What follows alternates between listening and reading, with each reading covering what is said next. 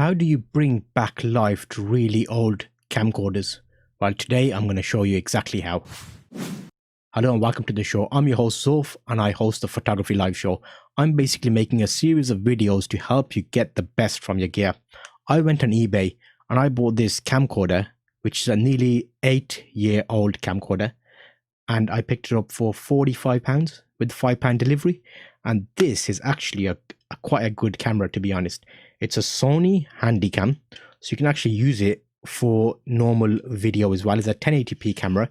I'll show you a top-down view of what I did with it to bring it bang up to date, because in this day and age, not everybody has webcams. Everybody wants to live stream. Guess what? You can use something like this to get the job done.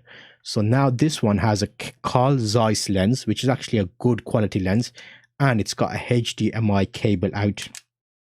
What that means is you can plug in a HDMI cable and use this as a webcam. It's got a battery. Batteries don't last that long. Say I want to stream for like 2 hours. The older cameras have a DC in, and part of the box package that I bought, it actually came with a cable, which means I can plug it in and just power it forever.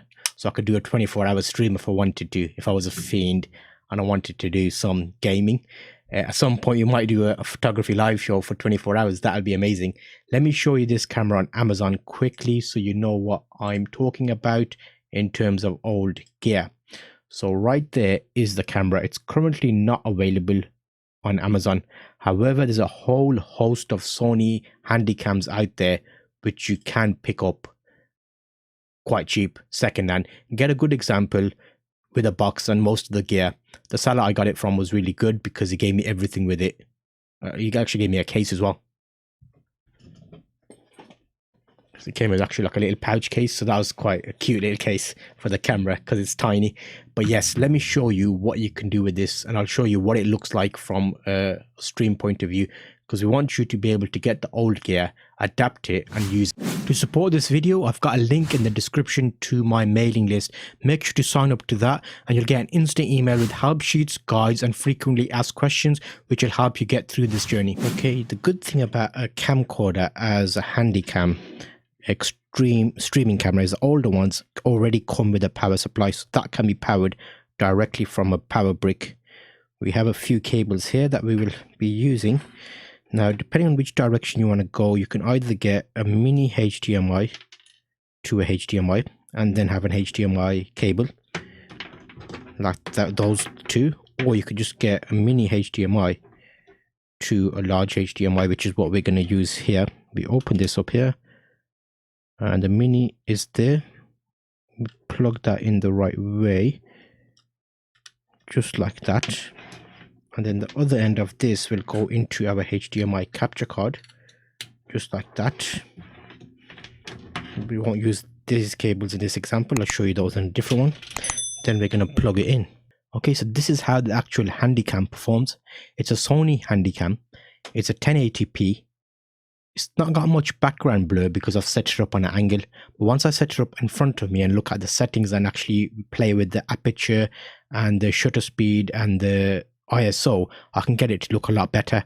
If you're not familiar with those terms, they're basically photography terms and video terms where you can make the best of the lighting situation.